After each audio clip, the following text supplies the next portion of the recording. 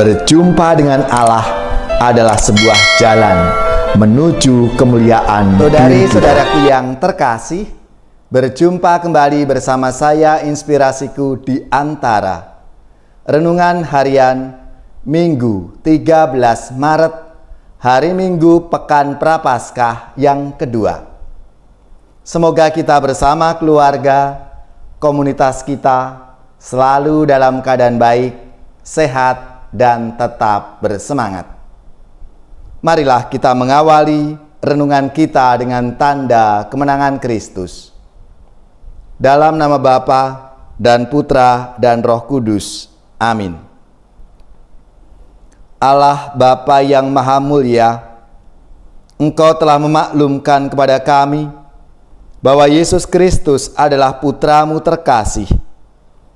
Ajarilah kami untuk selalu mendengarkan dan melaksanakan sabdanya, dan berilah kami pengertian akan misteri sengsara, wafat, dan kebangkitannya, demi keselamatan kami, sebab Dialah Tuhan kami yang bersama dengan Dikau dalam persatuan Roh Kudus, hidup dan berkuasa, Allah sepanjang segala masa.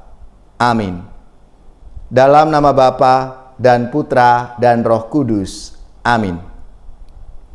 Inspirasi kita hari ini dari Injil Suci menurut Lukas bab 9 ayat 28b sampai 36.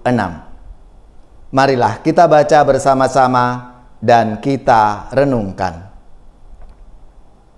Sekali peristiwa, Yesus membawa Petrus, Yohanes, dan Yakobus, lalu naik ke atas gunung untuk berdoa. Ketika sedang berdoa, wajah Yesus berubah dan pakaiannya menjadi putih berkilau-kilauan. Dan tampaklah dua orang berbicara dengan dia, yaitu Musa dan Elia. Keduanya menampakkan diri dalam kemuliaan dan berbicara tentang tujuan kepergian Yesus yang akan digenapinya di Yerusalem. Sementara itu, Petrus dan teman-temannya telah tertidur. Dan ketika terbangun, mereka melihat Yesus dalam kemuliaannya. Juga kedua orang yang berdiri di dekat Yesus itu. Dan ketika kedua orang itu hendak meninggalkan Yesus, Petrus berkata kepada Yesus, "Guru, betapa bahagianya kami berada di tempat ini. Baiklah, kami dirikan sekarang 3 kemah, 1 untuk engkau, 1 untuk Musa, dan 1 untuk Elia." Tetapi Petrus tidak tahu apa yang dikatakannya itu. Sementara Petrus berkata demikian, datanglah awan menaungi mereka.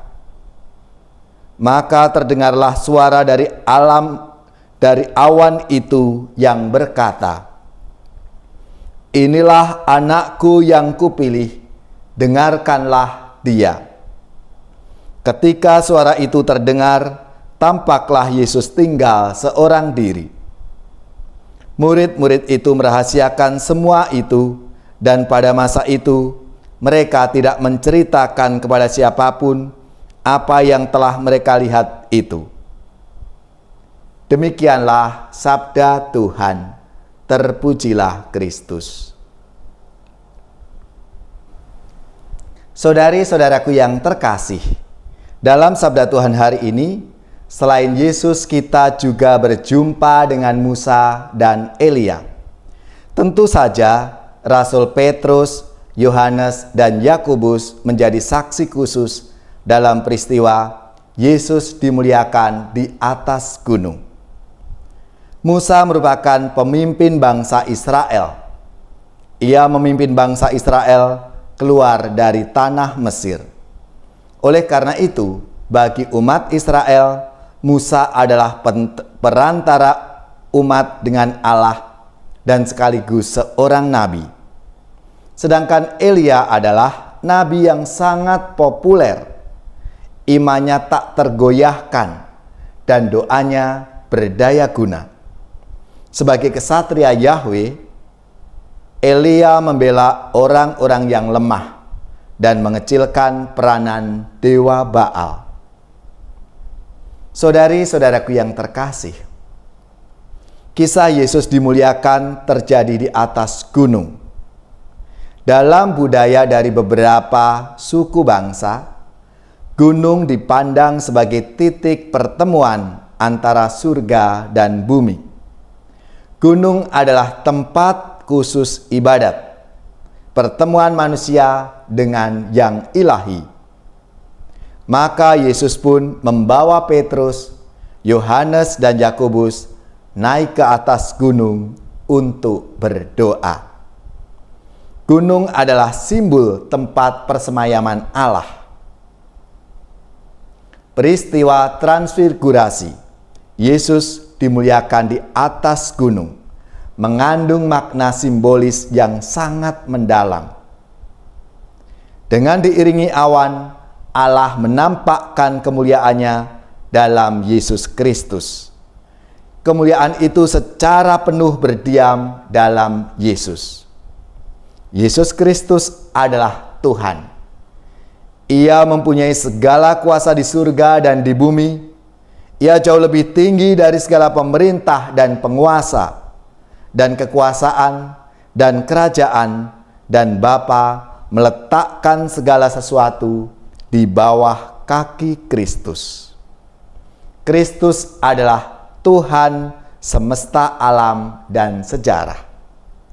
Dalam Dia, sejarah manusia, bahkan seluruh ciptaan dipersatukan di bawah satu kepala dan secara transenden disempurnakan.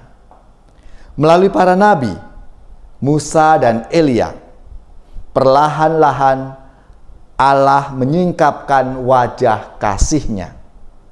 Tetapi Yesus sendiri membawa Allah yang sejati itu kepada bangsa-bangsa di muka bumi ini. Saudari-saudaraku yang terkasih, momen transfigurasi yang ditutup dengan penegasan dari Allah tentang identitas Yesus. Inilah anakku yang kupilih, dengarkanlah Dia. Yesus adalah anak Allah lantaran hubungannya yang sangat dekat dengan Allah. Di tengah misinya untuk menyelamatkan umat manusia, melalui kata dan perbuatan, Yesus selalu menyempatkan diri untuk berjumpa dan mendekatkan diri kepada Bapanya. Dia menempatkan doa sebagai sumber kekuatan untuk menjalankan tugas dari Bapanya.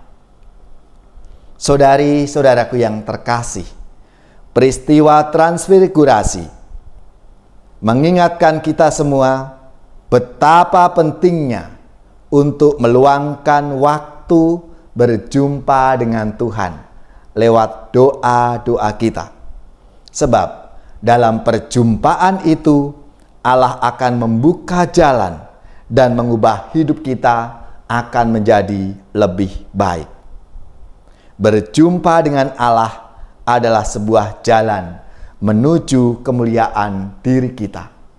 Maka marilah, saudari-saudaraku yang terkasih, kita menyediakan waktu untuk berjumpa dengan Tuhan, lebih-lebih di masa Prapaskah ini, untuk selalu berdoa. Mohon rahmat dan kasih Tuhan agar kita bisa melaksanakan apa yang diajarkan dan diteladankan Tuhan dalam hidup kita setiap hari.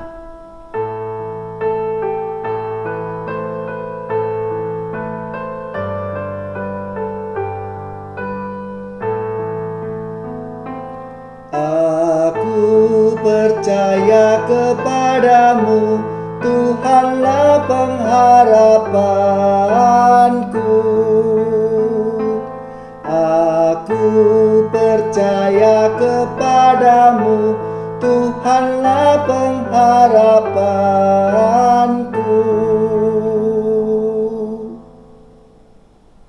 Saudari-saudaraku yang terkasih, marilah kita siapkan hati kita untuk menerima berkat Tuhan.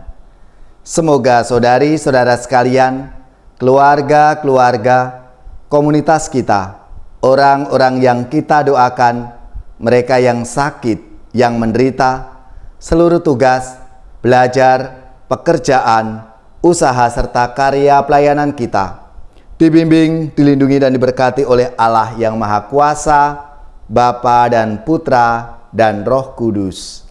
Amin.